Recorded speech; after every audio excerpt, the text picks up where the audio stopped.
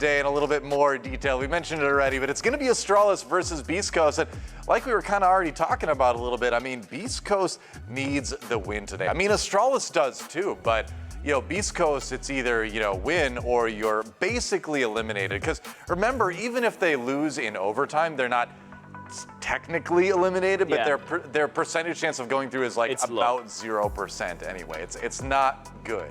Yeah, as we can see, obviously they're playing today. Last stage when they played, Astralis beat Beastcoast 7-4 on theme. Yes, it was 7-4, but you have to realize during that match, Drip got a total of 5 plants out of 6 rounds. So are their attacks bad, or was his teammates trolling? As well, I will say this. Their map pool recently, picking maps against their recent enemy teams, have been weird. Are their analysts trolling as well? Because they're taking some teams to their best maps or their hidden maps.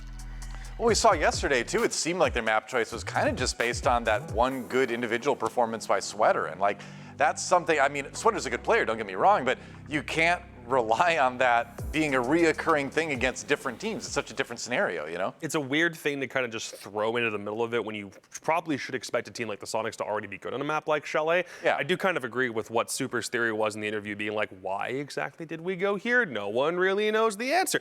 But as far as Beast Coast goes, they're a weird team because they've always had 3 perma-bans. There's 3 maps every single ban phase they will ban every time, to a point where I wonder if that gets a little bit stifling for what their options can be. That might mean that a big reason for why their attacks don't do nearly as well is because they're confined to the same couple of maps over and over again, but yet still haven't been able to crack through and figure out what that necessary formula is to exceed on that side of the ball.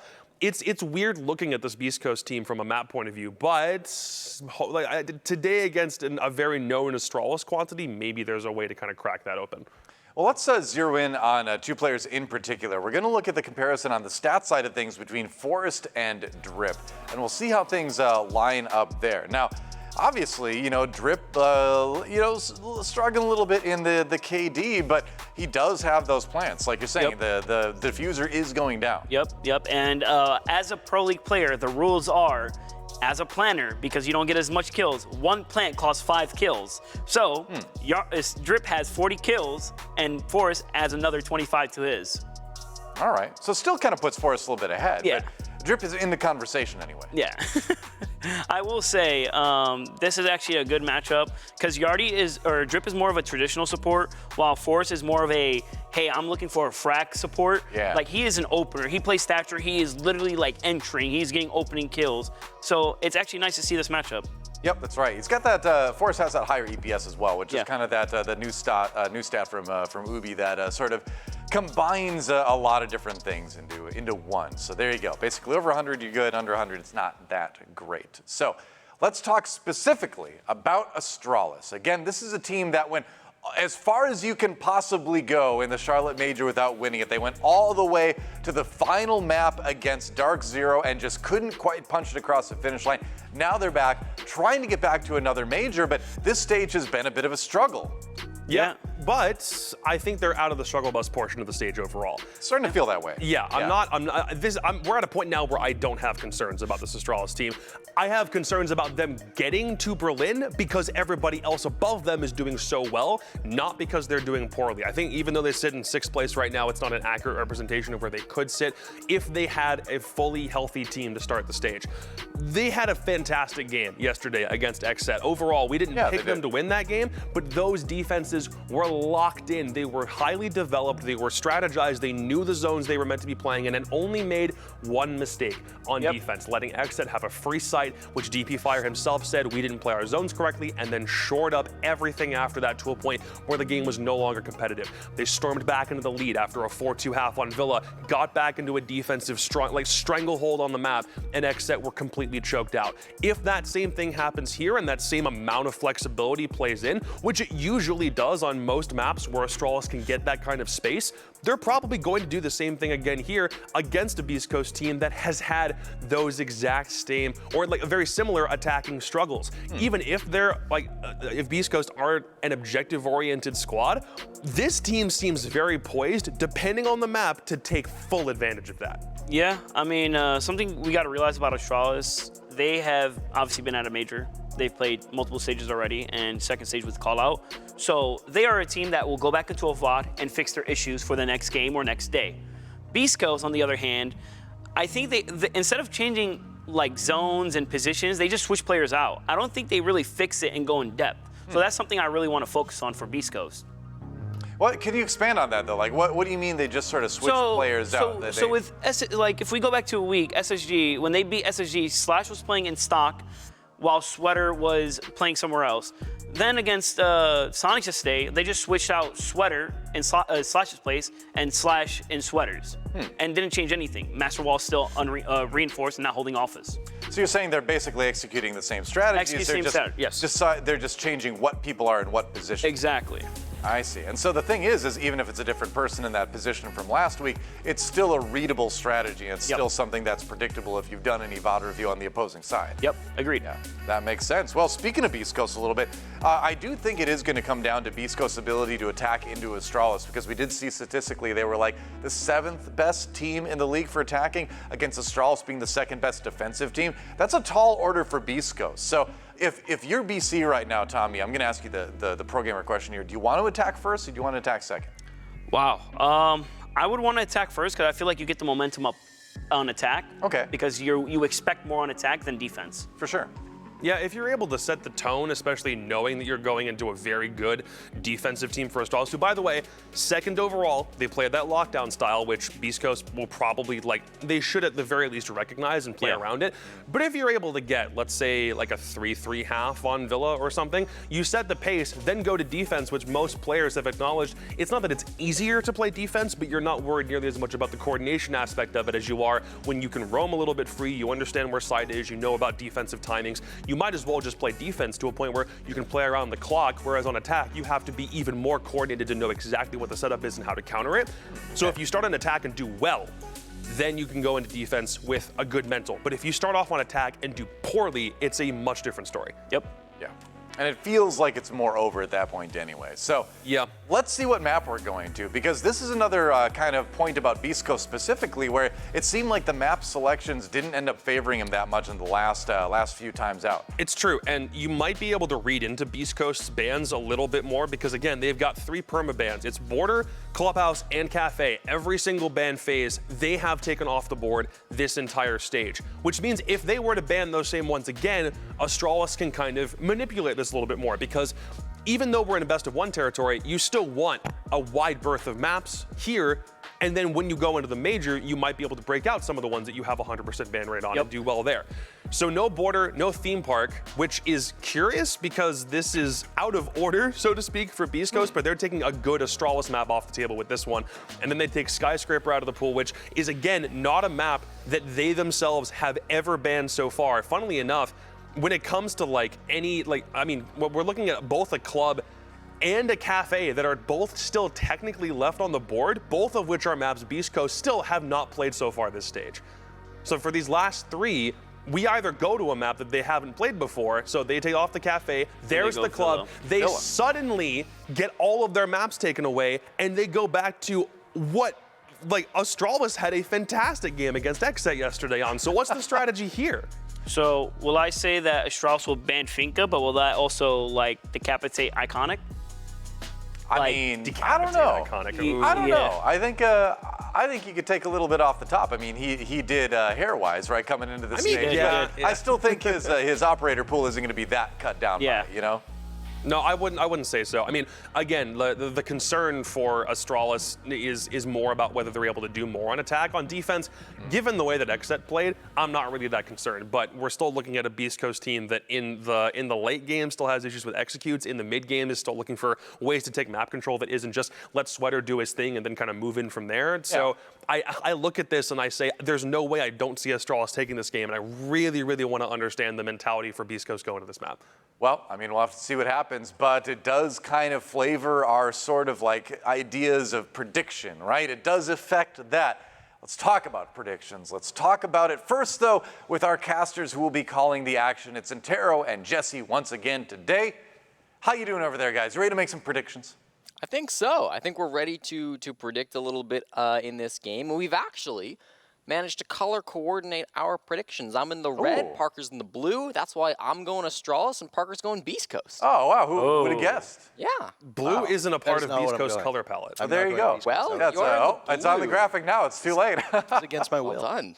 I wanted to go Astralis. I'm sure they'll do great. I'm sure Beastcoast I will do wanted to go great. Astralis. I didn't want to go I don't Beastcoast. know if we have the technology to change that. I'm Yeah. sorry. I think Hold it's on, written let in me stone. check. It's on the internet. It's there We forever, change it? Parker. It's not even blue. It's green. That's what I was saying. That's like an aqua. Well, Jesse, yeah. are you okay? They're I kind think- of I an think it's a aqua little blue. green. I What think kind it's of a little colors blue. they teach you It's in a Alberta? bluish. I think it's a It's a bluish. shade of I think it's blue. more blue than green. I think It's it's a blue. shade Thank you, of blue. Doa. It's more blue than green. It's I more think green than blue. For the record, I think Astralis. It's will teal. Teal, aquamarine, yeah. But Teal I is will, kind of I blue. will stay with Turquoise is a bit Beast dark. Coast for the bit, but I want it on the record that I think Astralis will win. He's sticking with it. I mean, I have to. It's on the graphic. Can't change that. Technology. Well done, Jesse. That was a shrewd move, picking for your co-caster there. I got to get ahead of him. We're tied now, right? That's coming right. for This you. might help, or you might have played yourself. I wonder what this Find means out. for the Dark Zero X set game coming up next. By the way, I wonder if that's already He's not picking. I'm predetermined not too. letting him pick. I'm picking. knows? We'll see. We'll check Sounds back in fine. with our casters in just a moment. Now it's time to find out what our analysts have to say here today. Tommy, let's start with you. I'm curious. Obviously, I have friends on Beast Coast. Sure. But let's be honest. Astralis for the win today. Gotta call him like you see him. Got to call it like you see It's him. a job. Especially with job. Iconic being back. Yeah. Yeah. I don't like immediately striking down someone's chance to go to an international event. I don't like that. I think it's a really Deal with it. it's not that it's a cruel thing to do, but you got to do it. I don't know why this map was picked. I don't like Beast Coast attacks. I think Astralis is back on a roll. And if it came down to it, I think that Astralis win this game, not in overtime, but in regulation. I think we see a 7-3, maybe even a 7-2. So, sorry, Beast Coast, you're going home today. You're staying in Vegas and you're not going to Germany, unless you buy for your own plane ticket. That's true. It's a little bit rough, but you're not deciding this. It's up to the players. True. So don't put too Prove much on me yourself. wrong, gentlemen. Prove me wrong. There you go. Well, let's see what the coin has to say. As per the graphic, Astralis shall be heads, Beast Coast shall be tails. It's in the middle. Oh my gosh. Coin says Tails. tails. Coin's saying Beast Coast. Oh, boy. Well, GG's Astralis go next. What does a coin do you know? mean? Coin's just an object. I anyway. mean, because Parker's pick got locked on it, it means no curse is actually active here. Yeah, that So- is true. That is true. But I don't know. The coin's trolling itself today, I think. Let's find out what the fans have to say. Astralis. Astralis. No surprise there, I think. I think, you go by the numbers. You got to pick Astralis. You coming go into by this who one. has momentum, which is usually how these polls go too, unless you're TSM, in which case it's just always TSM. Right. But Astralis looked great yesterday. Beast Coast looked the opposite yesterday. We'll see if they can change around. I mean, any given day, you never know what's going to happen. But looking at Astralis for the moment, let's find out what the community poll is as we go into map number 1 of the day here. Who would you consider that guy? Iconic or Drip? Well, I love the questions. They're so interpretive, You can really read into them as much as you want. Yeah, I mean, Decide what you want. I feel like that guy will be Drip this game because of his plans. But I will say Iconic has been going crazy. what's so the better stat, more plants or more kills? Which one do you? more plants matter is actually nice to see because Depends if what you're the plants lead to. exactly, but also like if you get a plan down and your team just throws a post plant, that's not your fault. Like when you get the bomb down as a planner, you're expected to die within the next 5-10 seconds because you're in that spot that they're aiming to retake. That's true. That's right. So what's happening within the rest of the area? If you plan, it means you followed your plan through most of the way to perfection. Exactly. That's true. Yeah. It's not on you then. Well, we're going to take a quick break, and when we return, the action begins here at the Rainbow Six North American League. Astralis versus Beast Coast, a trip to Berlin on the line. Don't go anywhere. We'll return with that map right after this.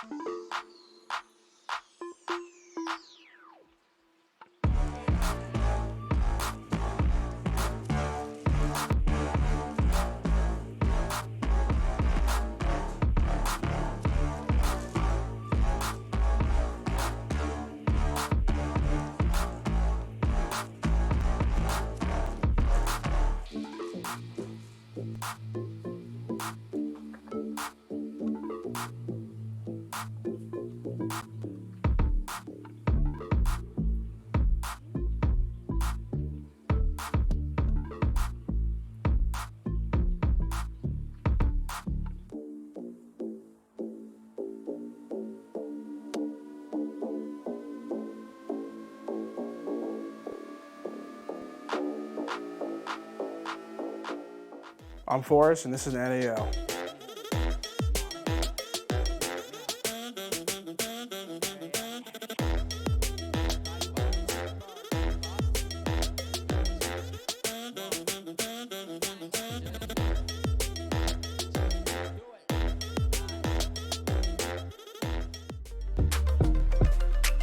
It's time for our first matchup of the day, and we got an exciting one to start you off. Astralis going up against Beastcoast. You chose for me that Beastcoast was going to win. I don't agree with that. Yes. But I am here, either way, to follow through on something that you've decided. I'm Intero. This is Jesse. We are tied in predictions, but one of us will emerge as the victor today because we have chosen two different teams. And we're back casting together. My second day here on the cast. And I do want to address something. You know, yesterday, a lot of people were saying that I really carried the cast. Now, were they right? Yeah, I think that was pretty clear if we listened to it. Nobody said that? Did they have to say it? Nobody said Yeah, that. I mean, even saw a single they gotta person bring your actually say that. ego down a little bit. So I do Not on appreciate that you Reddit, said that not already. on Twitter. If we can keep that up Don't today. know where these people were That'd be saying great. these things, but Thanks, guys. Nice. you need not carry the cast. Kind of did.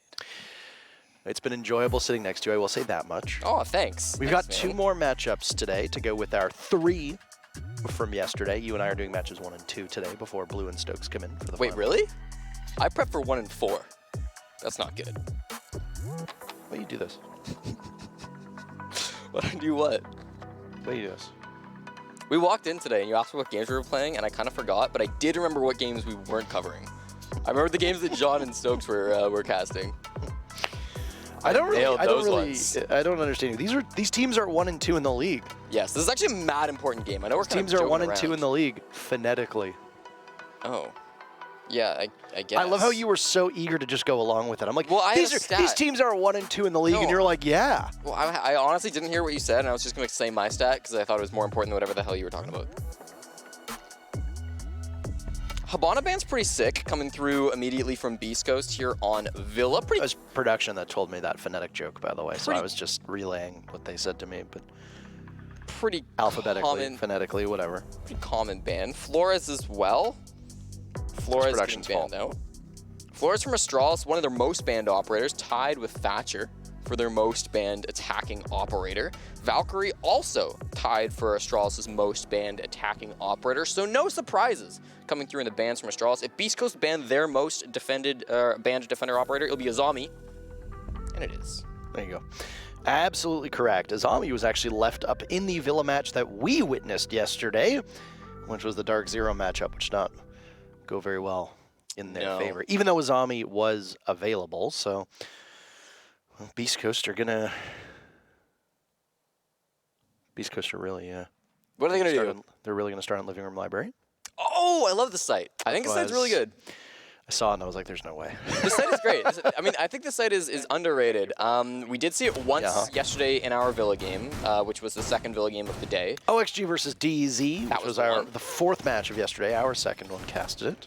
Yes, and the setup didn't work, but I want to say it was a really good push from Oxygen. OXG, they didn't clear top floor, which is what most people do. They went in from the north. They kind of snuck their way in. I'm not sure how the Vault guy missed it, but they got in with great drones, took down the smoke instead of library, and then had control of the site from there, cleaned it up. It was a great push from Oxygen. Straw's going to be trying to replicate that, or at least have an as successful push.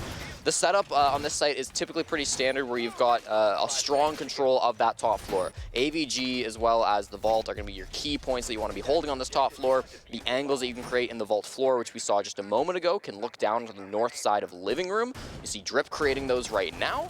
And those angles are very difficult to challenge if you're an attacker. So if you're trying to just run in, usually it doesn't work. But with Oxygen, sometimes it does.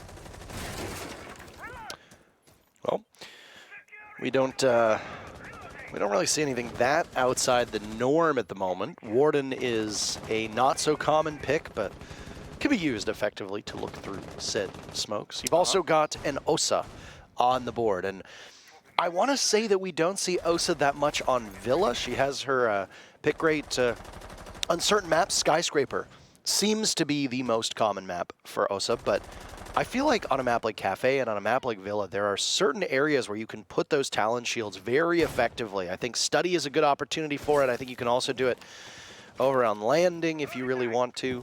Maybe put it on the 90 window and clear out that part of the map.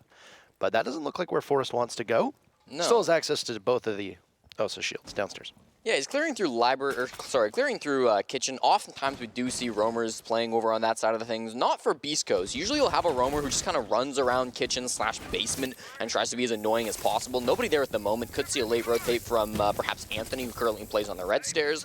As we see these players getting ready to breach on in, the Selma charges go off. Talk to Babes from Surf as well, starting to slow things down here. Forrest watching in through the angle. The rest of the players on Astralis, I believe, have taken control of that top floor. There they are on the outlines. This OSA shield starting to come into effect now. Surf has the Toxic Babes to counter it, but he dies. Iconic gets the opening pick, and that's going to really hurt the hold for Beastcoast. And there was a lot of damage that was done to the OSA as well. DP Fire follows up onto Anthony. Beastcoast's defense, not the start that they want, with a minute still on the board. Astralis can walk into the bomb site, but Slash is there to greet them. Iconic goes down for the count. No more for Slash as J90, a nice double piece, and it'll leave Sweater alive to then die. Nobody from Beastcoast able to stop the early advance of Astralis. And they just walk right in, and they were in the midst of getting the diffuser down as well. Turns out Living Room Library, maybe not the defensive stronghold that some teams are hoping for.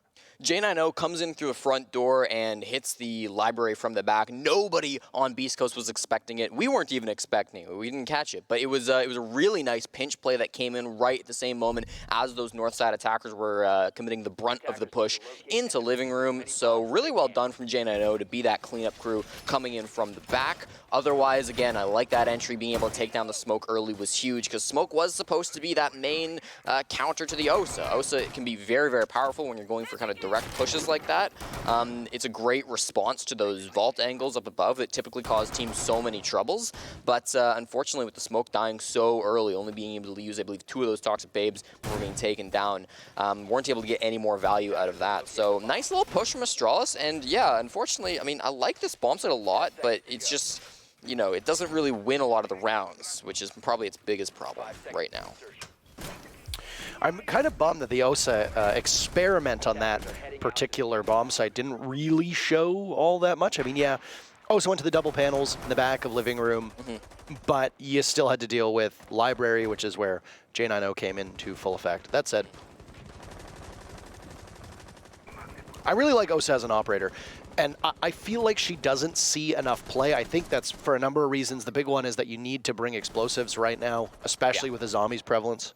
But obviously when she's banned, it kind of frees it frees things up. And then if you just bring a Finka, you've got the Gon 6 and you got the nades. Bring a Yana alongside that if you don't want to bring a Sledge, and you're pretty good at that point. But I feel like even outside of Tier 1 play, if you go down to Tier 2, Tier 3, if you go to ranked gameplay, for crying out loud, yeah, you don't see a lot of OSA, and I always wonder why. I said the same thing about Warden, and I will continue to harp on that with how often we see teams bring smokes or concussions and whatnot, especially now that Sens is around, even though their, I guess, importance in rounds is very limited. And you don't see a lot of influence from Sens, but either way, I'm a bit surprised that you don't see more Warden. That's it. First entry point is going to be J90, and it looks like it's the same game as yesterday from Sweater, where he couldn't hit the broadside of a barn. Suddenly, Sweater is losing his ones, and Astralis entry is good enough to give him the opening pick yet again. They're going to continue to rack him up. Anthony dies second for the second round in a row. Forrest has gone to Slash, holding down this position by 90. The Alda in hand, lots of bullets to fly down that corridor. I don't know what DP Fire. Trip was standing by the window. Unlucky. This hole that got opened up in the wall, Surf failed to impact trick it. He didn't have a hole above the wall that he could throw the impact grenade through. Small little mistake, but it costed him a pretty important angle into the bomb site.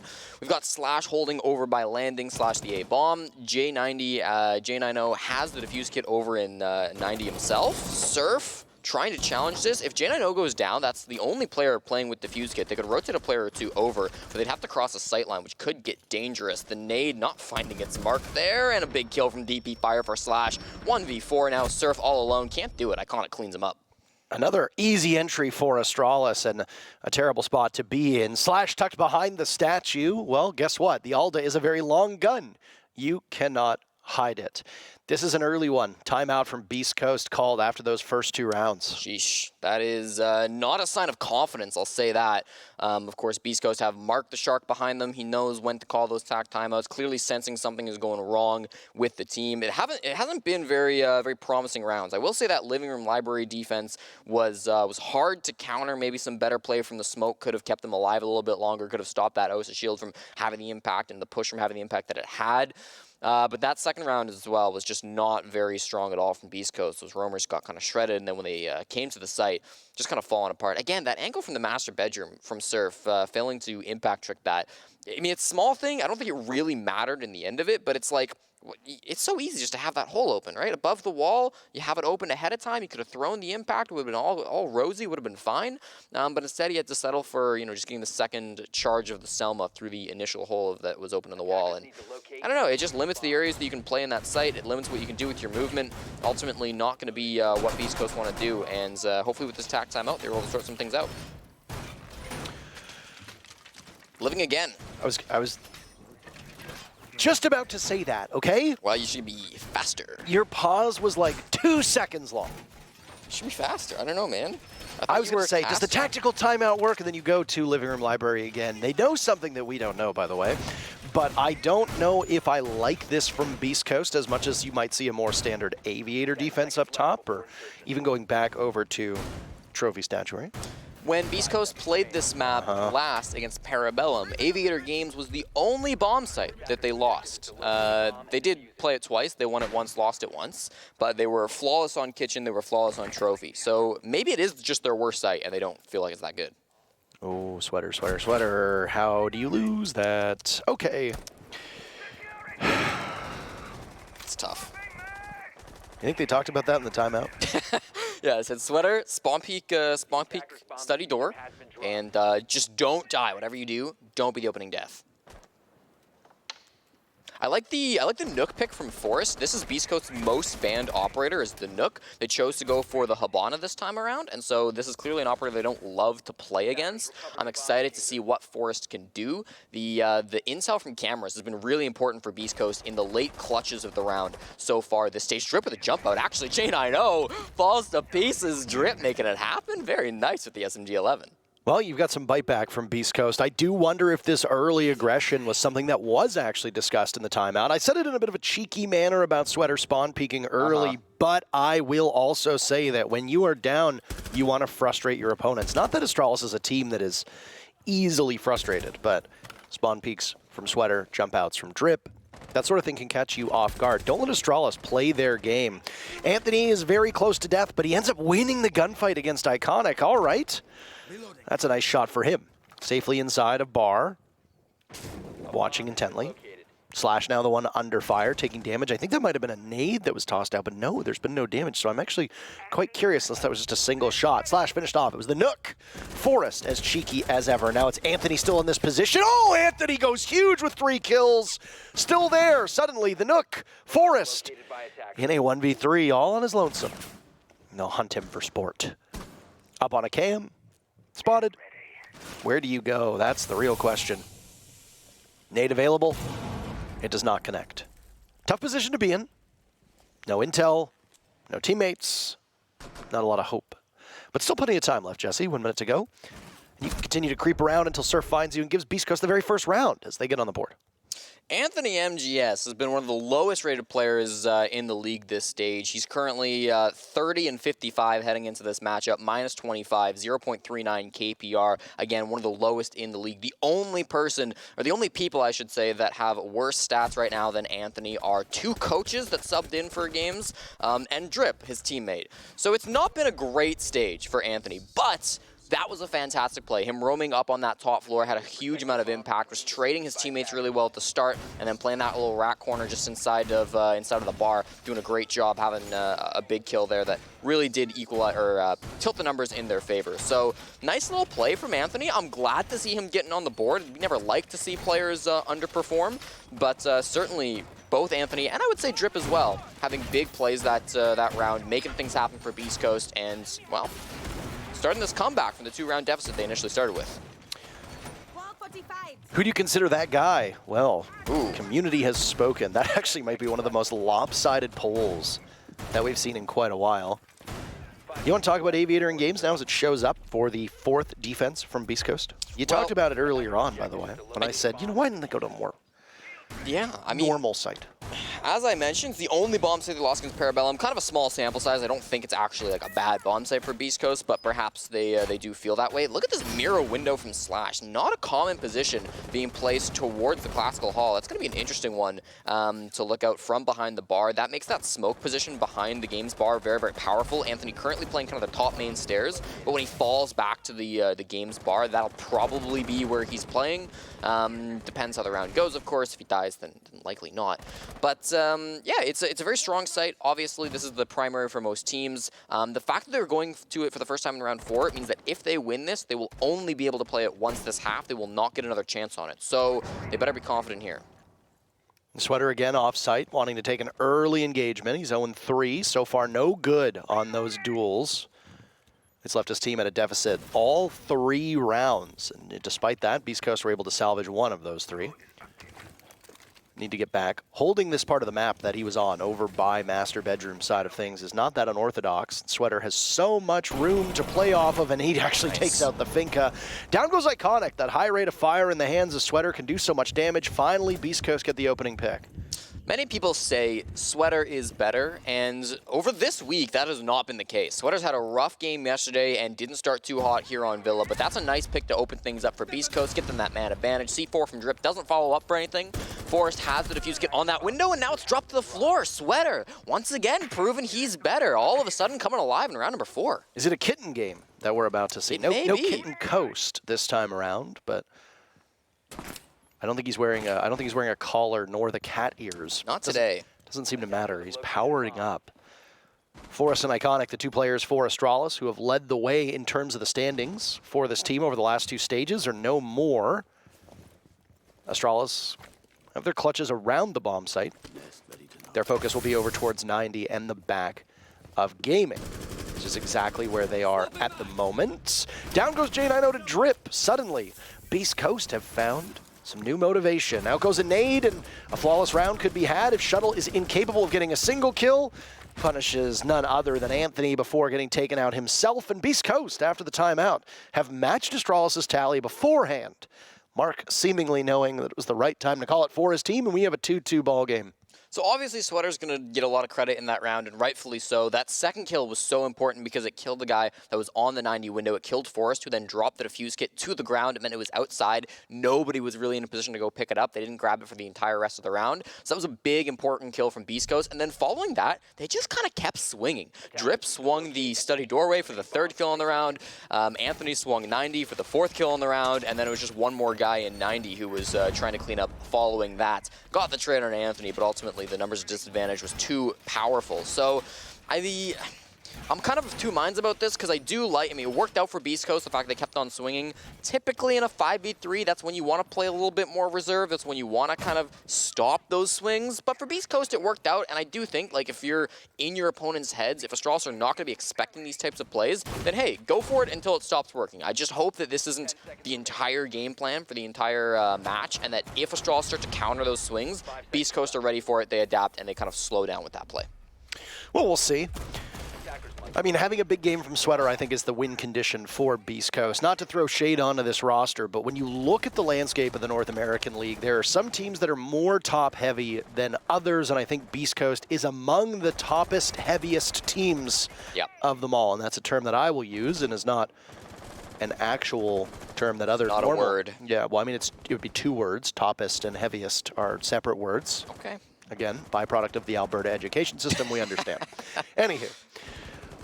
If Sweater has a bad game, the likelihood of Beastcoast being able to keep pace with some of the top teams in North America really does disappear quite fast. Yeah. And you need a good performance from him. He was 0-3, gets a 3K in the previous round. That's great, and obviously almost single-handedly wins the round. As you said, he's going to get a lot of credit for it. But you need consistency out of Sweater. He's been consistent in games in the past. You got to unlock that on a map like Villa. But you'll see what Sweater can do as he goes on to attack, because he'll be playing that Finca role, I assume, as he is wont to do. That's Iconic's role at the moment. And Iconic is actually not performing up to his usual standards, but it's still quite early.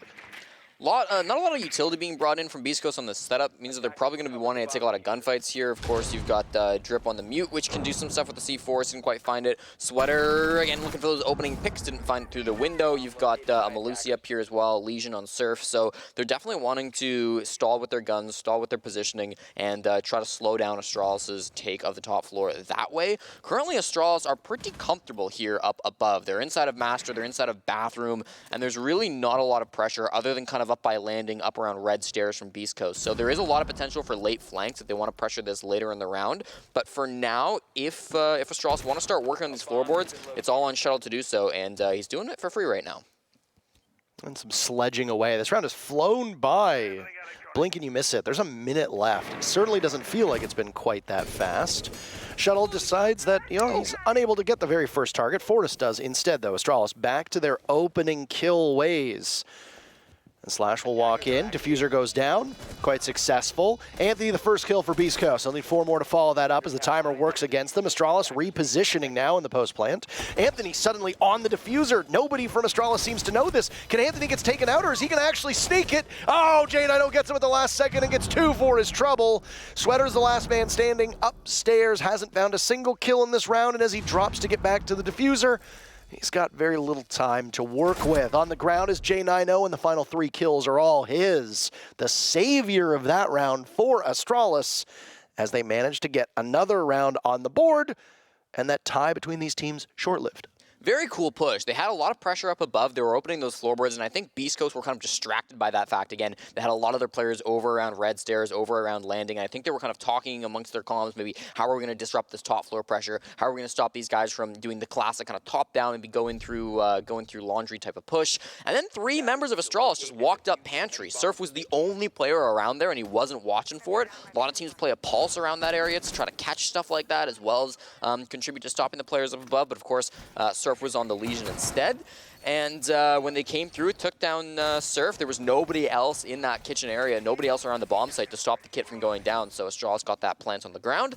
And then the post plant, it was a little shaky. They kind of like fell off the area and didn't have very much control, but they did still have those top floor players trying to do some damage, and they did come back in. Surf falling earlier, and J9O helping out there to win the post plant. So nice little play from Astralis. They've got at least a 3-3 half here, and very much potential for 4-2 as we're now back onto the trophy saturated bomb site, which Astralis won last time.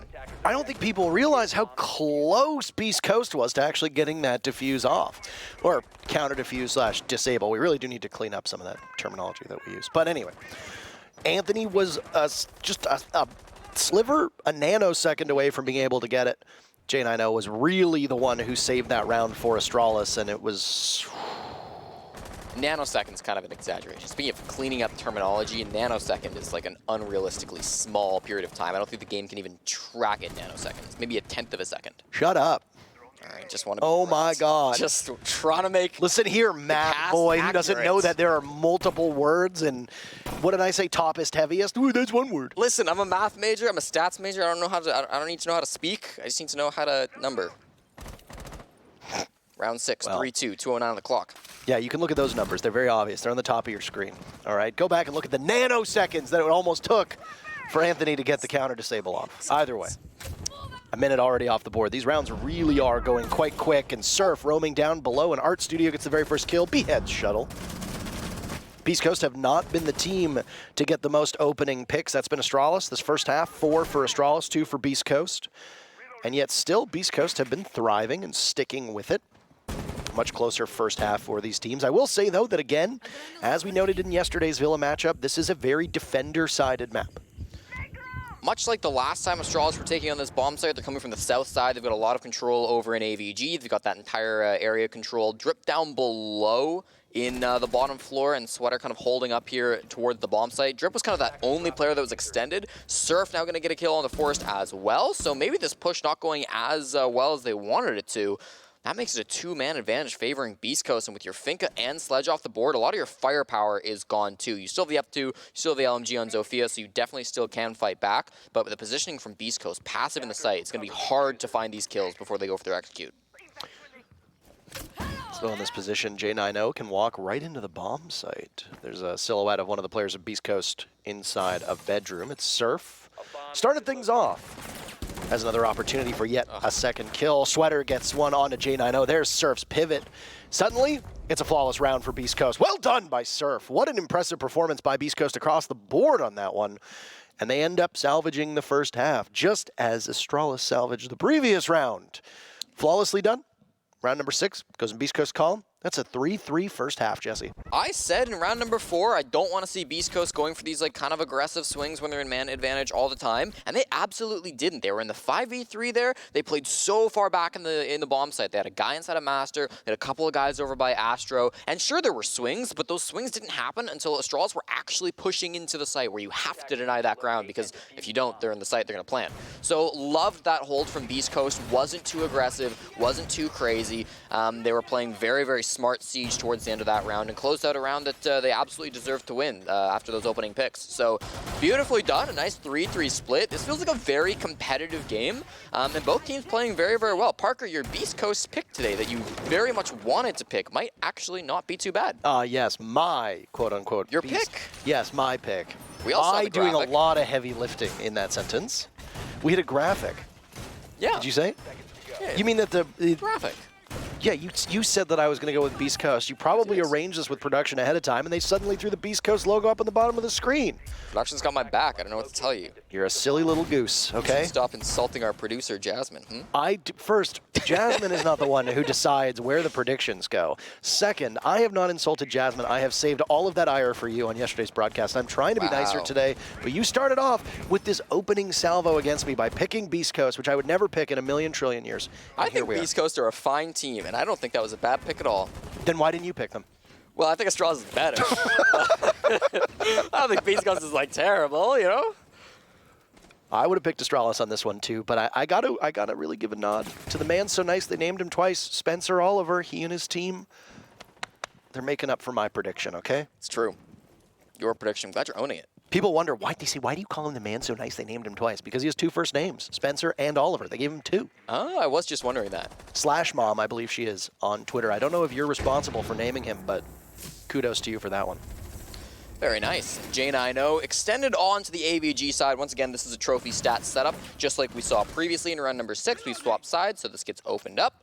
And this extension's wasted a good amount of time. They have started to give it up. We see Astralis falling back now. J90 and Iconic both falling back into the A bomb site. So this is ground that's been given up. But again, you didn't lose any players. You wasted a good, minute 15, minute 10. Very much going to be happy with that. And again, the site utility is pretty strong from Astralis. They got mirror windows. They got deployable shields that we're seeing right now. They've got Banshees. They've got a lot of utility stat back here on the site. So if this all comes down to a funnel in through the execute, it's going to be very hard for Beastcoast against all this utility. Open up some of the wall, alleviate some of the pressure, a word that means many things and nothing at the same time. It just essentially forces the defenders off of that position. Slash knows the flank from Shuttle is coming. Up the stairs. Shuttle has to be very careful here, very, very careful. Don't give his position away. Slash might still be in the same position. I don't know. Slash is coming back for more. He wants seconds. Shuttle hasn't moved yet. He lays in wait. Yeah, Shuttle's going back down the stairs. He's not actually going to engage for a while, probably. He's on. Okay. Creeping up very carefully. That's Surf. Surf's got the juice. Look at that. A little bit of extra HP. Slurping up. No, not slurp juice. Oh, my bad. This is going to be a nice minted kill. Shuttle's right behind him. Shuttle's right behind him. Look at this. Uh-oh. Nobody cares. Uh-oh. Shuttle needs to go, but where is he? He's dead. Oh, good. Down goes Surf. First kill goes to Astralis. Stands her back immediately. Beastcoast guns finding their marks. 30 seconds left, and all of a sudden the kill feed is lighting up. Just like fireworks on the 4th of July. Diffuser being planted by Drip. Sweater tosses out a nade for some area denial. Nice shot by Drip as he falls off of the diffuser. Guess who's the last one alive? DP Fire. Back up Astro stairs. Now Sweater the one to take a ton of damage. DP Fire will need some crafty shooting as the diffuser goes down, and both players from Beastcoast are in great positions. DP Fire sees one lighting up Sweater. Just a single point of HP. 1 adrenal surge still left. This will give some staying power to Sweater, but it's not available just yet. Still positioned. DP Fire has no idea where to go. Clock is running against him. There goes the Finka Surge. DP Fire will play around the corner. Down goes Sweater, but Drip has his teammates back. And Beastcoast will do something that they haven't done all game, which is take the lead.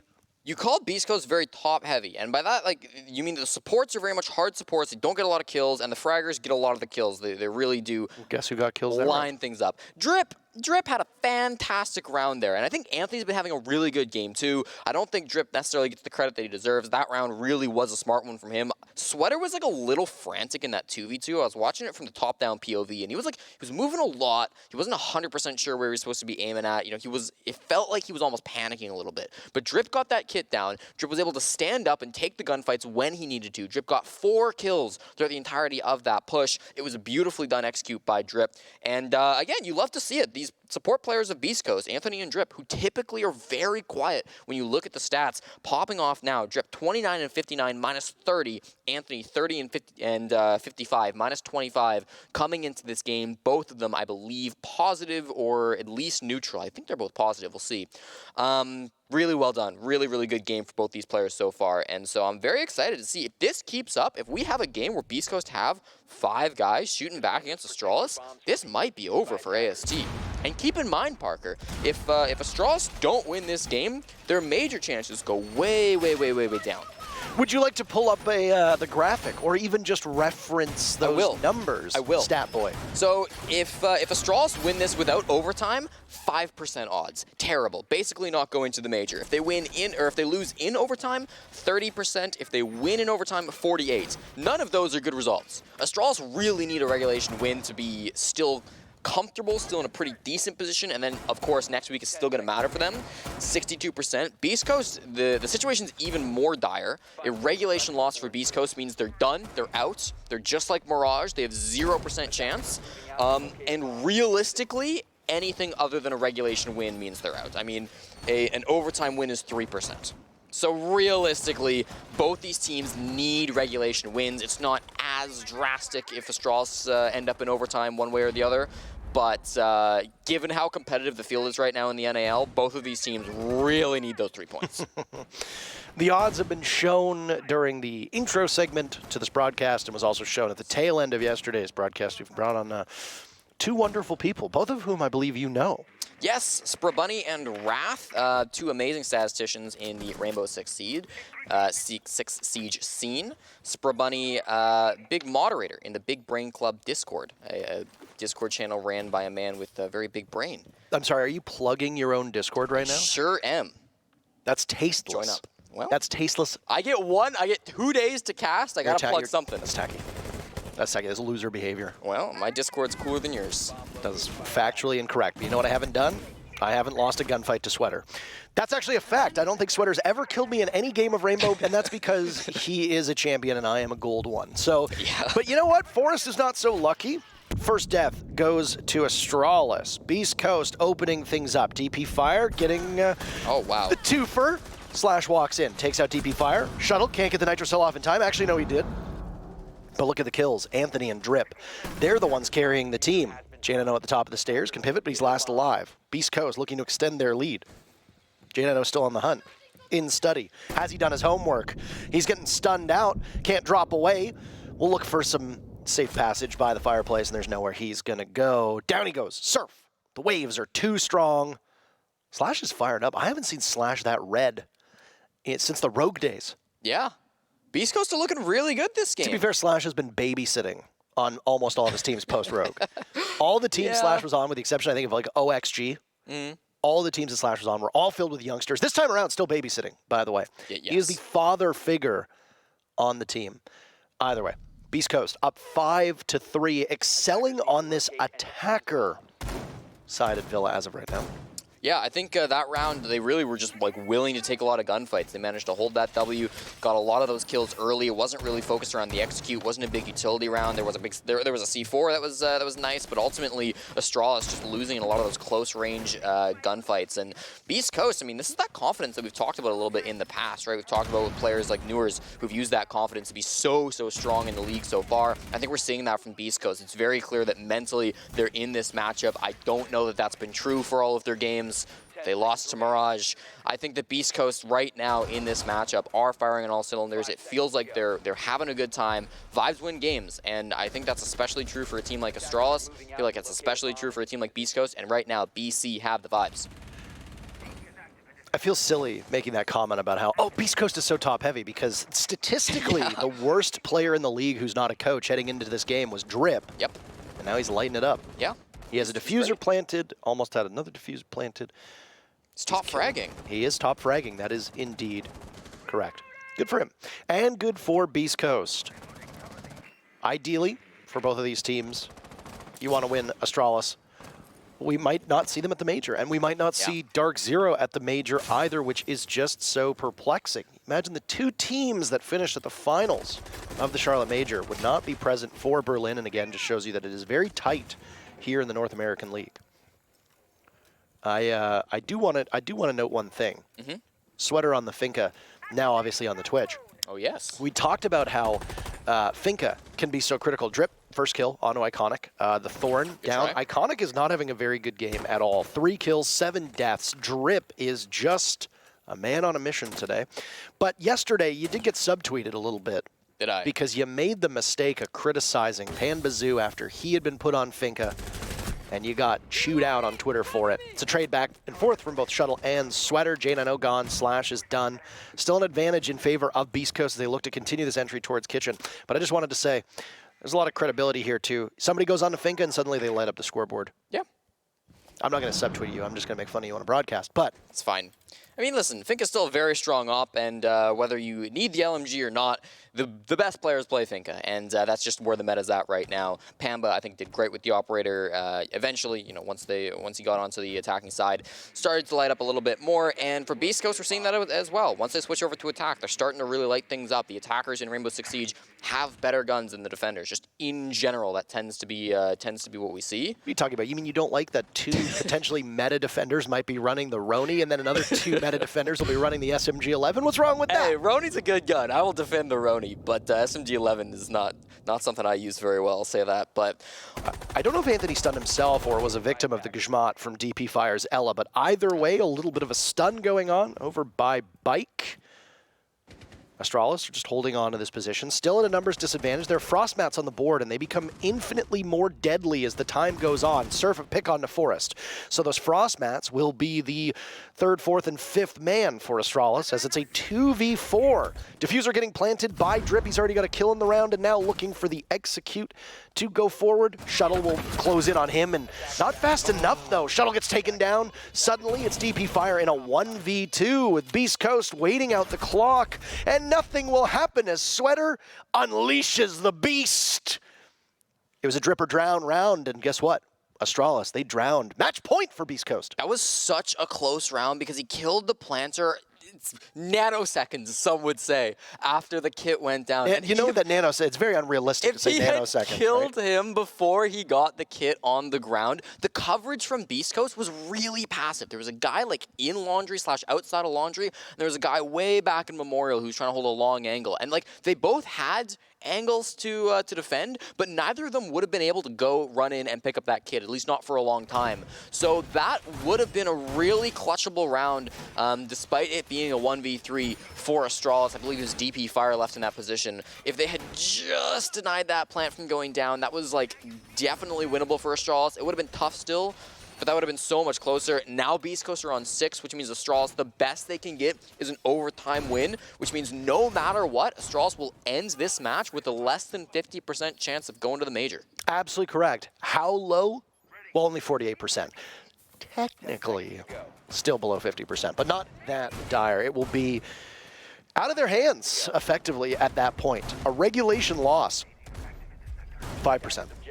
Yikes. That's not good. Yikes. So if you're Astralis, you need to win the next 3 rounds in a row, go to overtime, and then come what may, a victory or a loss, doesn't matter.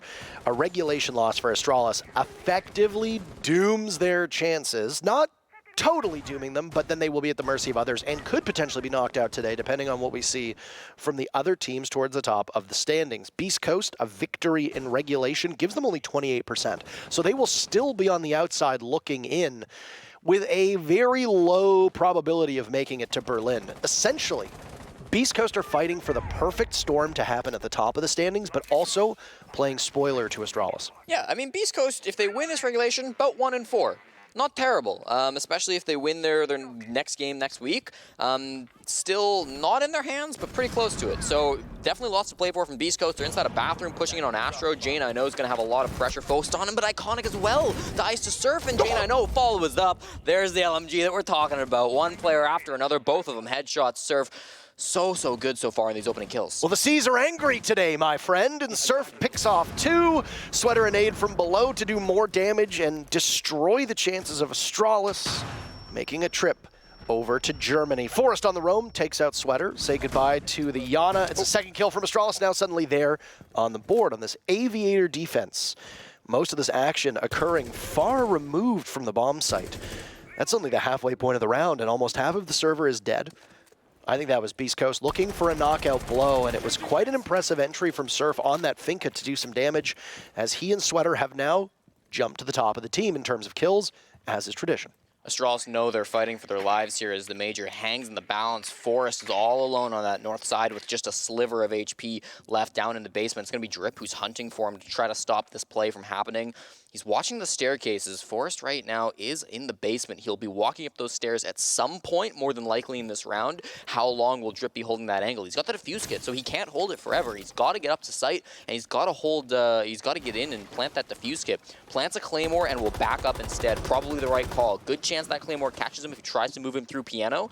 And as he gets towards the bomb site with that player down in the basement, it's going to be a 3v2 when they go in for the execute, and that will be numbers advantage as Forrest is kind of trapped in this basement. There's no heals for either team, right? Because the Finca's gone as well. So for Beastcoast, you just sit at your full HP. It's a good thing that those Adrenal Surges went out, because Slash had taken some early damage. Oh, no. And now Anthony taken down by Forrest. Drip in the hunt. Nice shot onto him. I mean, there was only a single point of HP for Forrest. Anybody could have really made that shot, but Drip makes it count the most. All 3 players from Beastcoast at the top sitting on 9 kills. They'll need some more. Drip taken out by a Nitro Cell. It'll be all on the shoulders of Slash to clutch. He doesn't have much information. Out goes the grenade, and he walks into a crossfire. Astralis keep their chances alive with their 4th round. They've got 2 more to go if they want to realistically go to Berlin, go to the Major, and defeat Beastcoast in overtime. I hate to suck hype out of a room, but Shuttle almost had no way of losing that 2v2 with his team. He had the C4 perfectly lined up. It was in his hand the entire time. He was just waiting for that plant to start. It's pretty hard to mess that one up. He tossed it out, did great, exploded it, killed the planter, and then they played the crossfire really nicely into 2v2. I think before that 2v2, it was definitely a scary situation. The fact that they let a player survive down in the basement for so long, they knew he was there. They knew he was lurking down in the basement, and he still got the kill on Anthony. Was very, very scary. But ultimately, Drip got that trade. They were able to push back on the top floor, and they had that 2v2. But ultimately, it is the start of the comeback for Astralis, potentially 4-6. This is okay. This is okay. We've talked a lot about the 2 top players for Beastcoast. Drip now joining them, as was pointed out. 9 kills between Sweater, Drip, and Surf apiece. 27 in total, not too bad. As for Astralis, we're used to seeing Iconic and Forrest on the top, but we've got one of those games where the star players have been shut down, and Shuttle and DP Fire, who have provided a ton of value. DP Fire and J90 in particular, I think have really stood out. Shuttle's had a lot of important kills, but I think in terms of impact, DP Fire and J90 have single-handedly won some rounds. And even though J90 is 7-7, those 7 kills, most of them have actually been huge for the team.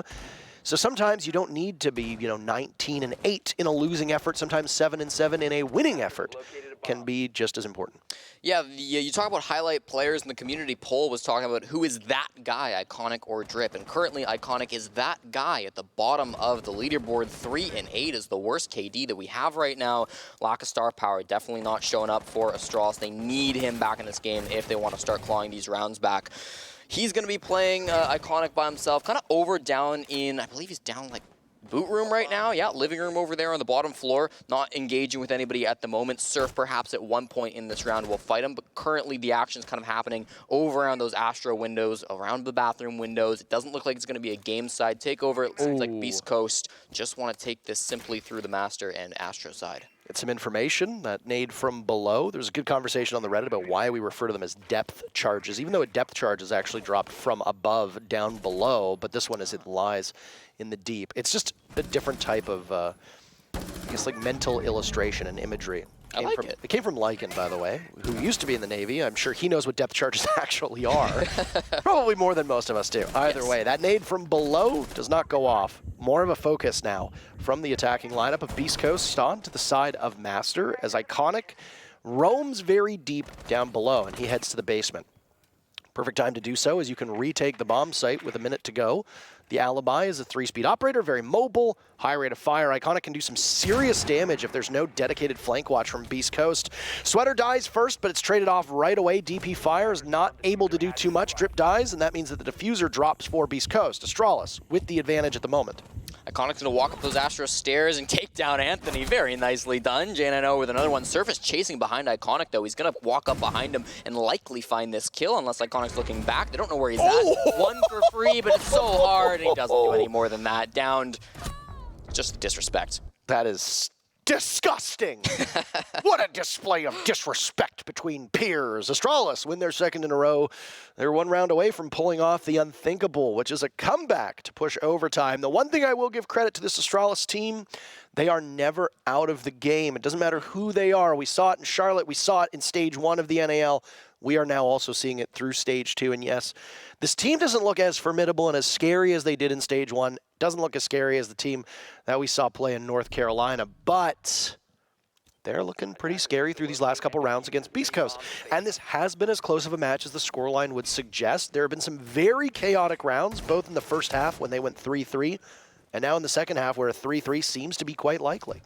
Kudos to Astralis for sticking with it. They took a timeout. They lost the next 2 rounds, but they seem to have found something, and that something is working out very well for them. Well, as we enter into the final round in regulation, we've got Surf going from the Glaz over to the Nook. Again, as I mentioned, Nook, the most commonly banned operator from Beastcoast. It's not one they've got a lot of experience on. Can't say Glaz is either, and actually Surf switches it up anyways, goes to the Zofia instead. IQ, the other interesting operator being played by Anthony. Again, Anthony, typically more of a support player, but getting on some of these stronger weapons is not a bad thing by any stretch of the imagination. I'm sure he'll do well with it. There's a lot of stuff that you can find here, right? Banshees you can find even if you don't shoot them out. There's ADSs, there's magnets, there's those thorn gadgets as well, so there's a lot for him to find with that scanner, and likely this is going to be a top-down take. They have the sledge, they have the IQ that can find a lot of value from up there as well. It's obviously going to be on them to take control of that top floor, and Astralis will likely contest that. They've got likely some frost mats up there and such, but should be pretty good for them. The IQ will be an interesting one to watch, and I don't know how I feel about bringing in IQ to deal with this lineup. When it was the last time that we saw Beastcoast take this on, they didn't really have a huge problem with any type of gadgetry. Right. Could just be that maybe they like the commando that comes with it. I honestly don't know. I mean, I don't actually think that's the real reason. You're not just going to bring IQ on a very pivotal round for a gun. There's other guns available. That said, deployable shield goes up 1 minute in. Discovery phase slowly closing on this matchup. A kitchen defense means that Astralis will hold up above because they do not want to relinquish control of that part of the map, lest you get a hard breach or a soft breach up there to make your life miserable. Open up some hatches, tear open the floor. That will be Beastcoast's intended target. They've got a sledge on the board. That's Slash. Hasn't had statistically the best game, but his leadership hopefully paying dividends for this Beastcoast team that is 90 seconds away from potentially ending Astralis' hopes of going to Berlin. 5 players run windows on the north side of the map on the top floor. Now 4 of them have jumped in. The first one was Drip, and he's in bathroom challenging Astro. DP Fire takes down Sweater first, though. That was over by landing, walking in towards the site. There we go, DP Fire, another on to Drip. This is starting to fall apart. Beastcoast, this will be overtime if they lose it. There's another one from Iconic that takes down Surf. Now it's just Anthony and Slash all alone by the bathroom. They've got so much ground to recover. They absolutely do. Diffuser to be picked up, nades in hand, will go on over towards the stairs, but there's nobody home whatsoever. Forrest has gotten out of the vicinity quite quickly. Astralis sitting pretty with everybody at full HP. Can't say the same for Beastcoast, as Anthony's taken a little bit of damage. This is the soft destruction that we spoke of, but you typically don't want that to be the only thing you have going in your favor at the moment. If you look at the lineup from Beastcoast, that's exactly it. They've lost their 3 most potent threats on the scoreboard. Leaves this wrecking crew from above. Diffuser will be shepherded in by Slash. You expect Anthony to cover, but there are 4 players from Astralis who will be out for blood, and none of them are going to give an early pick. We've talked a lot about patience from Astralis. It's showing up in spades. one of the players might be doomed. Slash pulls off the nade. Iconic drops Anthony. Can Slash pull off a single kill? Yes, he can on the Forest. 2 more to go, and it's Iconic to hold both positions. Astralis go to overtime against Beastcoast. Both teams guaranteed a single point. That does kind of muddy the waters when it comes to the major. But right now, the focus is a victory for either team. They're 2 rounds, potentially 3 rounds away from crowning a winner again. I noticed when they just dropped down to 2 players that it didn't look like they were playing with a lot of intel. They couldn't tell who else was up on the top floor with them. They didn't know where those defending players were when they were opening the floorboards. And I looked at the drone count. A single drone still alive for Beastcoast when they were in that 2-man position at the very start of it. And it wasn't on either of the living players. So it wasn't being able to drive it around. They couldn't move it wherever it was on the round. It might have even just been outside, or we don't know where it was. So it wasn't finding them any impact, or it was finding them very little impact, if at all. That's a lack of intel that's definitely going to hurt Beastcoast in these late rounds where they're trying to hunt down those kills. I think they used a lot of them when they were kind of outside on the windows. They had 3 players on the master windows, 1 player on Astro window, and 1 player on the bathroom window. A lot of them were droning. They were trying to gather that intel, but the problem is once they were into the building, once they were going for those kills, the drones were all already dead. So they didn't really have that intel to know where players would be swinging them from. They got caught off guard, and they lost a bunch of their teams. So tough one for Beastcoast. They're going to move to defense, though, and hopefully, for their sake, this can be a bit of a stronger side for them because they were really slipping. 3 losses in a row on attack for Beastcoast.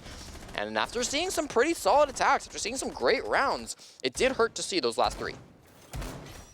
Well, they lost momentum. In terms of that second half, by the way, Astralis dominating in the opening pick. By my count, Beastcoast only had the first pick in a single round. There were 2 trades, and then Astralis had 3 opening duels breaking in their favor. So I don't want to say that's a dominant first half, but those are some good numbers for you when starting this off. Forest on this Nook yet again now as we get underway with the first round of overtime. Logic Bomb has already been called, and Forest is on the hunt, but he pulls trigger a little bit too early. DP fire the first pick. Down goes Sweater, that potent force that we talked about before. No more. Last Logic Bomb goes off, and Astralis capitalizes off of this entry very quickly. 50 seconds into the round, and 2 kills for the team born in the stars, leaving Beastcoast in a perilously bad position. The teamwork was there from Astralis. It wasn't for Beastcoast. Force and DP fire, pinching that trophy statuary side of the bomb site, and then Sweater and Surf, 2 disconnected. Sweater dies first. The trade from Surf is attempted far too late. He ends up dying. Now it's a 5v3. Beastcoast at this point are looking very, very rough. They've got Toxic Babes, but those are only going to deny for so long. They know this. They're going for swings, but Astralis are expecting it. Despite the intel on the side of Beastcoast, these swings, I mean, they are so hard to accomplish, especially long range with the SMG-11. Shout out to Anthony for giving it a shot, but he's just wasted 3 Toxic Babes in his pocket, and now it's going to be even more dire for Beastcoast. Exactly the spot they want to find themselves in, especially with how low Drip is, and Slash is not at full HP either, yet there's not been a single lick of damage to Astralis. We've seen 1 flawless so far. It was Beastcoast all the way back in round number 6. Will 1 follow from Astralis' side of things? Kind of looks like it here. Drip's going to try to make a play main stairs. His last play didn't quite work out. Both Forest and Iconic are holding this angle, though, and he gets down from above anyways. It doesn't really matter who's below. It's the study window. J9-0, 1v5. Slash to be the best clutch of his career if he got it. He's had some pretty good, Slash had some pretty good clutches. Shuttle a team kill, so technically it might not be flawless. I mean, I'm still going to give it to them anyway. Yeah. Because of the fact that Slash didn't get a single kill. Nobody on Beastcoast got a pick. Slash tried his best, but couldn't pull it off. I also want to say now, as Astralis moves to match point, just issue a small correction. I had my numbers flipped around. Beastcoast actually did better on opening picks in that second round, or the second half. That's okay. It. Doesn't really matter either way. That round, Astralis gets the opening pick, snowballs. I'm going to consider it a flawless because the only death came from the hands of somebody from Astralis. I don't know how it works stats-wise. That would not be a flawless stats-wise, so the stats people will correct you. I'm going to give it to him anyway. Okay, sure. I mean, your stats don't matter. Nobody tracks those, so it's fine. Those are my own stats. Yeah. Those are stats that I can talk to you, the listener. We don't need to rap about them. We don't need to whisper about them. None of that funny stuff. I guess you could consider it wasn't flawless because one of them did die. But either way, not a single kill from Killless round. There you go. Killless round from Beastcoast. Funny that. Back to Aviator we will go. Yeah, Aviator Games coming in from Astralis. Keep in mind, Astralis, the second best defending team in the league right now. 58% is quite high for them. It was their attacks that did them so well at the Charlotte Major, very similar to Dark Zero, but it's been defense this stage, has been good for them, of course, with a 3-3 split. Both the percentages are going to average out a little bit for Astralis. Beastcoast definitely need to turn something around. They've lost 3 attacks in a row, plus an extra defense means that this is match point for Astralis. They've got the mirror window still being set up inside of AVG. Shuttle putting the last one in just now. To look over towards Study Side, extremely common from him, nothing out of the ordinary there. I'm excited to see maybe what these roamers are able to do. Forest on the Legion can be a bit of a scary operator, but it's Iconic who's a little bit more extended towards the north side. And Sweater searching for an opening pick. He's gone a little bit quiet. Was, I think, 9-5 at one point, 0-4 since then. Again, we talk about this team being a bit top-heavy. Surf and Drip have only found 2 kills since we referenced their stats many rounds ago. That's not good enough. The supporting cast from Beastcoast has not been able to pick up the pace.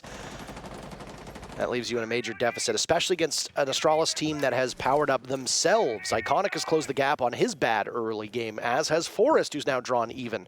The only player on the entire team who's actually in the negatives is Iconic, and he's a -2 right now. And he was much worse earlier. He was like 3-8 or 3-7 or something like that, which is not an ideal spot for one of your star players to be in either way. He's recovered, and that's what's important, right? He's definitely been coming alive these last couple of rounds, so it's nice to see that from him. Lots of work being done from Beastcoast down below. Popping open that mirror window is huge. Going to be opening up a sight line basically for free. You don't need to use hard breach for that. It's just going to be given to you. Now it's a 2-way angle instead of a 1-way sight line. We've got Shuttle top and main stairs. We're going to be trying to coordinate with those players inside of Aviator to try to make a crossfire. DP fire here as well to use those toxic babes. They're stalling quite well here, but this is wasting a lot of utility that's not going to be available for them later in the push. Those are the ADSs going off. Nice. Shotgun out. Nicely played by DP Fire. Sweater down, but able to bring himself back to life. And it's going to be a risky gamble from Shuttle, but it pays off at least for a single kill, not for more than that. Anthony answers back. Suddenly, it's just flurry of blue and orange on the top right of your screen, leaving us into a 3v2. But with J90 down, technically a 2v2. J90 recovered, so now there you go. Advantage goes for Astralis. Beastcoast fighting for their lives in this matchup. It's Drip and Surf. That's it. That's all you can go for. J90 holding inside a vault, 40 seconds left. It's a long angle. Drip walks in. Does he know that there's somebody inside a vault? Drip spraying in either direction. Surf to watch his back. Diffuser still in the hands of Drip. He gets a kill onto J90. Could potentially go for the plant. He'll do just that. Bullets will whiz over the head, but actually connect. No impact to follow up. That leaves Surf to clutch out in a 1v2 against Iconic and Forest. He has an idea of where they may be, but an idea is only so good. You need to find those targets. To retrieve Drip, there's Forest to walk right in and get the final kill for Beastcoast. Or against Beastcoast, and Astralis takes a big victory. Their chances still alive, but not as good as it would have been in regulation. 8-6. The scoreline for Astralis. The map's plant spot from Drip, not the play. If he'd gone over to the bomb chassis itself, might have been able to stay alive. Unfortunately, the angle existed from over inside of games, though, and he died, making it a 1v2 that was cleaned up from a nice little study flank. Unfortunate way for it to end. Momentum really did leave the tank of Astralis. We saw Iconic starting to heat up big time there. Drip and Surf, the last two alive in the 2v3 and 2v2 as well. The two top fraggers from Beastcoast, but of course could not get it done. Overtime win is not the end of the world for Astralis. Technically under 25, or technically under 50%, but still in the running. We still got to talk about them. For Beastcoast, those odds are effectively 0. They're not mathematically out, but it is not realistic. The likelihood of Beastcoast making it to the major is gone, as you said. I mean, there is still a window, but the craziest set of circumstances would need to happen. I will say that as Beastcoast, as a roster, has not performed poorly, I don't think anybody really had on their bingo sheet them making it to the major. No, not really. Not at the start of the stage. This is still a younger team as well, with younger players that are finding their way.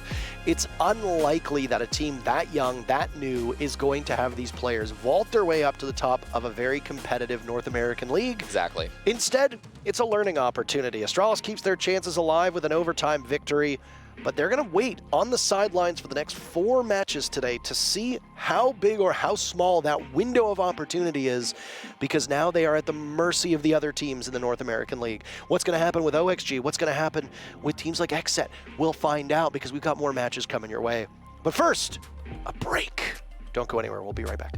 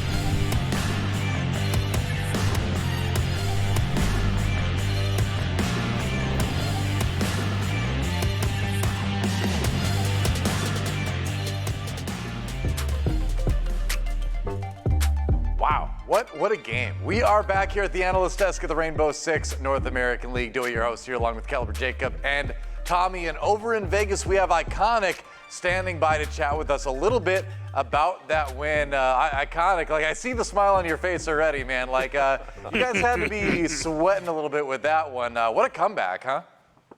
Yeah, I mean, wasn't really sweating too much. You know, we were down 3-6, but it was, you know, we just took some time to adjust to their attack tempo. And once we did that, we made the correct adjustments, and we just kind of took the control back after that.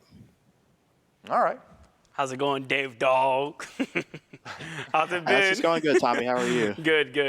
All right, bro. I just got to ask a question. Why is the sudden switch from you off of Finka and you onto Thatcher? Because that actually just blew my mind. Because I feel like your guys' attack half would have been in your favor. I mean, with me, I'm comfortable to play anything, so I just take whatever's needed in the moment. And we were bringing some Thatch, and I just brought it. I feel like everyone on our team could do anything. Okay. You mentioned the attacking tempo specifically. Well, why couldn't that have happened a round earlier? Genuinely out of curiosity, as opposed to needing 3 rounds to kind of get into the rhythm. Why couldn't it have happened sooner? I think it was just the feel for what they were doing, because they were kind of doing they were fast some rounds, slow some rounds. So it just took time to really decide what we wanted to do and find that solution that worked. And then once we did, you obviously saw the result of that with the 6 rounds straight. So we talk about the in-game stuff a lot, but a lot of times we don't talk about the mental momentum that can get built up for teams either, on attacking or, when things aren't going as great. So as a player in game, are there times like during this one when you could start to sense that maybe things were collapsing a little bit on the other side, and that's something you can take an advantage of? For sure. I think it was like 5-6. I told the team to like right now, like we're in control of this game. Or no, it was actually when we went to overtime because I just felt we were in control of this game. That like they had kind of slipped their attack scheme and what was working, and they couldn't really find something that worked against us. So they weren't trying to that hard, I don't think. Well, they were trying to obviously, but like nothing was working for them. So we just took control of the tempo back. So a quick follow-up with that, how do you take control? What are the calls that are made where it's like, how do you take advantage of that, basically, is kind of what I'm asking. I mean, it's all about just getting a read of what the enemy's doing in game. Oh, okay, sure. So it's like where people are going to be. You can kind of play around that. Yeah, okay, Yeah. cool. All right, well, hey, thanks for sitting down and chatting with us a little bit. I'm sure your heart's still pounding after that one, so we'll give you a chance to go and chill out a little bit, but congrats on the win today, and good luck next week in the final game of the stage. Hey, thank you. You guys have a good one. Love you, Dave. You. See you, homie. See ya. Love you too. A lot of love. So much love. You love to see it, and we love games like this, right? Because this came down to the wire, and what a comeback for Astralis, right? To have that fortitude, that mental fortitude to be on match point, come back, win like, I don't know how many in a row, 4 in a row, 5 in a row, Yeah. to bring it back to OT, crazy stuff, but they got the job done. I see. You say we might like games like this. I don't like games like this that really? make me feel like my prediction was about to get put in the dirt when it was so clear cut at the very beginning. I'm happy that it was still correct, but it still shouldn't have happened in this fashion. Even to a point where it was 6-3 and Beastcoast only had to win one more round. I said out loud, I still think Astralis should be the ones winning this game, and they found a way to get back into it, but still, you gotta win a game in regulation. If it goes to overtime, you're not getting the full reward out of it, even if you put the work in to do it. Yeah, agreed. I do remember on that round too, you were mentioning that Serve got the 2 opening kills, and I was like, man, my predictions down the drain. Like, come on, bro. Well, I mean, the thing is like, I feel like the first 2 rounds of the game, right, was actually Astralis just bodying Beastcoast, right? And you're like, oh, okay, well, maybe it's going to be a short one. Then Beastcoast comes storming back. And timeout, frankly, we could see in the stats, Surf having a really great game. They really seemed like they had Astralis' number, and then it was only when Astralis were kind of pushed back to the limit that I think, kind of what Iconic was talking about, where everyone was able to stay calm, they were able to reorganize and mount that huge comeback. That was able to happen. But, Beast Coast definitely looking better than we've seen them look in the last couple games, but ultimately, it seems like some of those same old problems started creeping up once things got a little bit tense. Yeah, I mean, I will say that we were talking about Drip before the, obviously on the pregame, and we said he would be planting a lot, and he was planting a lot. He was. Yeah. You can't deny it, even though they lost, but he was planting.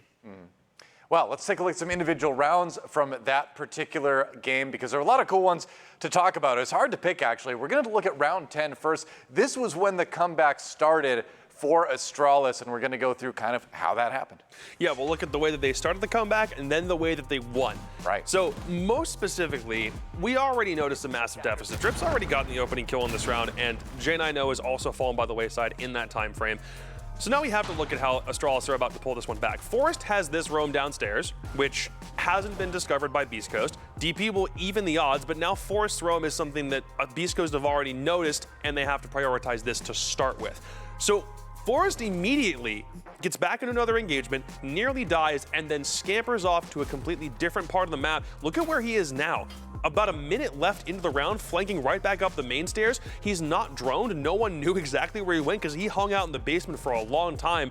And now we see Beastcoast try to scramble back into position to worry about a 2v2. And when you've got Shuttle with a Nitro Cell there, it's just not a possibility at all. Yeah, you kind of see it like Slash kind of missed a shot on the C4 and it was on the floor. And then obviously in a 2v1 with Slash, you can't really do as much in that position. So, Astralis ended up coming back and won 5 straight rounds. Yeah, I mean, coming back in individual rounds, coming back in the match itself. The next round we're going to take a look at is the final round of the game. It was round number 14, and here's where Astralis kind of sealed the deal. But this one got a little bit crazy too, didn't it? This one was good. Did Yeah. you see Shuttle off the top ropes? Ooh. Right? Yeah. He didn't have to vault over it, but he still did. So it's all centered around this exact main stairs push. Not only does DP swing with the Mossberg and down sweater, but here comes the mirror. Boom! Right there, prone, immediately kills one, takes Surf down to nearly all of his HP, pushes right in, finds one more with the shotgun before he's finally removed from the field. That kind of misdirection play, not only was it set up by the fact that DP Fire stalled for all that amount of time, used Toxic Babes on main stairs, then you get the mirror to come in there and actually do the rest of the damage. But you have to also see Iconic on top main from the hallway, the pool hallway. He comes in and clears the guy on main stairs. So instead of it just being a 2v2 with one guy, or a 3v2 with one guy down, or a 3v3, I'm sorry, and makes it a 3v2 with one guy down. Right. They pick up J9 and then they end up winning the round. Yeah, wow. And the very, very end of this was a little concerning because Drip gets this one kill on J9, and then watch Iconic. As soon as they understand that it's a 1v something scenario, Surf has to come back in. Drip is going to make the push back. Surf will maybe retrieve Diffuser here, but then watch Forest. He'll swing all the way from bar back into study. Drip's already moved back there. Surf can't go anyplace else because the cross is being held to vault, and he just kills him right there. I kind of will say this is hindsight from our end, but Drip's plant spot was really bad in that position. He planted on the wrist table where he could have hid behind the bomb, because if you saw how it was, the bomb was right here, and the other two players are on this side, so they don't have vision on the bomb. Yeah. So he couldn't have died from getting shot, but I kind of, like, it's hindsight, so yeah. Yeah, I mean, it's easier for us when we can get the full picture, right? When you're in the heat of the moment, you know how it is. Like, as a player, you have incomplete information. As much as everyone's communicating, like, you can't know everything all the time. So, exactly. That leads to situations like that, unfortunately, for Beastcoast from time to time. It was an OT win, though, for Astralis, so not the points they could have gotten. Still 2 points, better than none, better than one. We'll see where that leaves them in the standings a little bit. For now, we're going to take a break, and when we come back, we look ahead to our next series of the day. It's going to be XSET taking on Dark Zero. Dark Zero fighting for survival in NAL for that hunt for the Berlin Major. See what happens right after this.